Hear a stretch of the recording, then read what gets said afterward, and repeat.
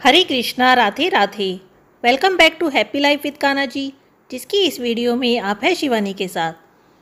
Happy life with Kanha ji की आज की इस वीडियो में हम बात करेंगे आने वाली अजा एकादशी के बारे में। हिंदू धर्म में एकादशी का विशेष महत्व माना गया है। शास्त्रों के अनुसार हर मनुष्य को एकादशी का व्रत जरूर करना चाहिए।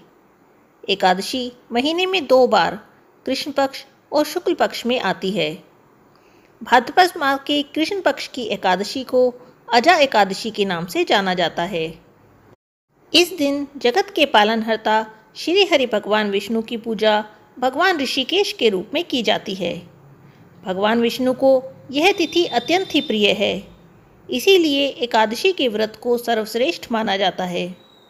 इस वर्ष अजा एकादशी 3 सितंबर को मनाई जाएगी। एकादशी तिथि का प्रारंभ 2 सितंबर गुरुवार सुबह 6:20 से होगा और एकादशी तिथि का समापन 3 सितंबर शुक्रवार सुबह 7:42 पर होगा।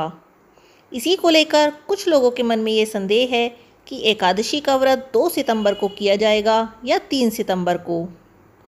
लेकिन दशमी युक्त एकादशी का व्रत करना शुभ नहीं माना जाता, इसीलिए द्वादशी युक्त एकादशी का व्रत ही करना चाहिए। इसी कारण से अजा एकादशी का व्रत 3 सितंबर को किया जाएगा। अजा एकादशी व्रत का पारण 4 सितंबर शनिवार सुबह 5:30 से 8:23 के बीच होगा। अब जान लेते हैं अजा एकादशी व्रत के पूजा विधि के विषय में। अजा एकादशी के दिन सुबह स्नान करके साफ और स्वच्छ वस्त्र धारण करने चाहिए। इसके बाद मंदिर की साफ सफाई कर पूर्व दिशा की ओर मुँह करके एक चौकी, उस पर लाल, पीला या गुलाबी रंग का साफ कपड़ा बिछाकर भगवान विष्णु और माता लक्ष्मी की मूर्ति स्थापित करनी चाहिए। भगवान विष्णु का पंचामृत से अभिषेक करना चाहिए। पुष्प और तुलसी दल अर्पित करने के बाद भगवान विष्णु की आरती करनी चाहिए और अजा एकादशी की कथा करनी चाहिए। इस दिन भगवान को पीले रंग की सात्विक चीज़ों का भोग लगाना चाहिए। पौराणिक कथाओं के अनुसार भगवान विष्णु के भोग में तुलसी दल को जरूर शामिल किया जाता है। बिना तुलसी के भगवान विष्णु भोग स्वीकार नहीं करते। इस दिन पूरे दिन निराहार रहकर शाम को फल ग्रहण कर व्रत करना चाहिए। अजा एकादशी व्रत की कथा इस प्रकार से है। अजा एकादशी का महत्व पूछते हुए अर्जुन ने कहा, हे पुंडरीकाक्ष, मैंने श्रावण शुक्ल एकादशी अर्थात पुत्रदा एकादशी का सविस्तार वर्णन सुना। अब आप मुझे कृपा कर भाद्रपद माह के कृष्ण पक्ष की एकादशी के विषय में बताइए। इस एकादशी का क्या नाम है, इसके व्रत का क्या विधान है, इसका व्रत करने से किस फल की प्राप्ति होती है। इस पर श्री कृष्ण ने कहा, हे कुंती पुत्र, भाद्रपद माह के कृष्ण पक्ष की एकादशी को अजा एकादशी कहते हैं।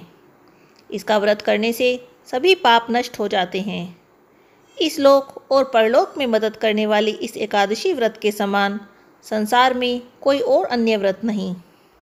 अजा एकादशी के दिन भगवान श्री विष्णु की पूजा का विधान है। जो मनुष्य इस दिन भगवान के ऋषिकेश स्वरूप की पूजा करता है, उसे वैकुंठ की प्राप्ति होती है। अब मैं इसका एक प्राचीन इतिहास कहता हूँ।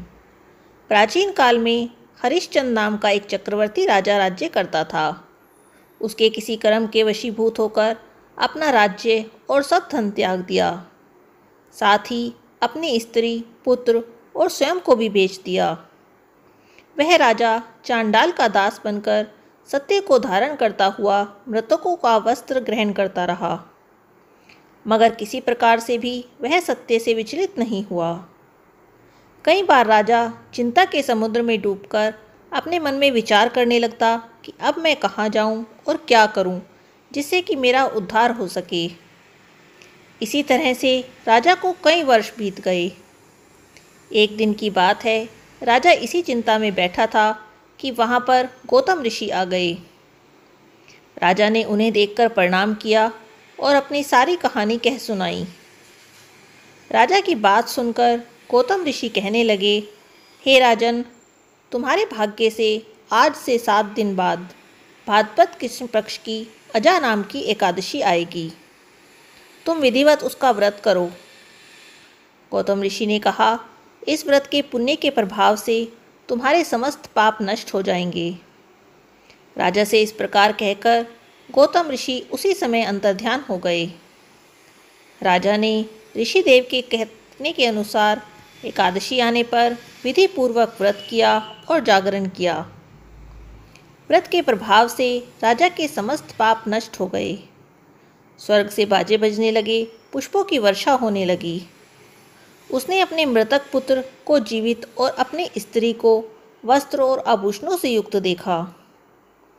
व्रत के प्रभाव से राजा को अपना राज्य पुनः मिल गया। अंत में राजा अपने परिवार सहित स्वर्ग को गए।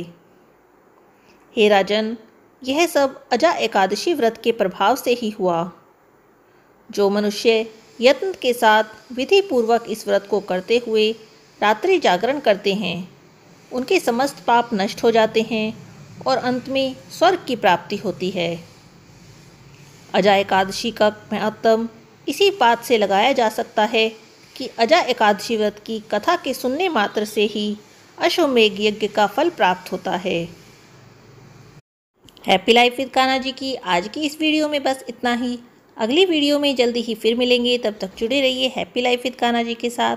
हरे कृष्णा, राधे राधे।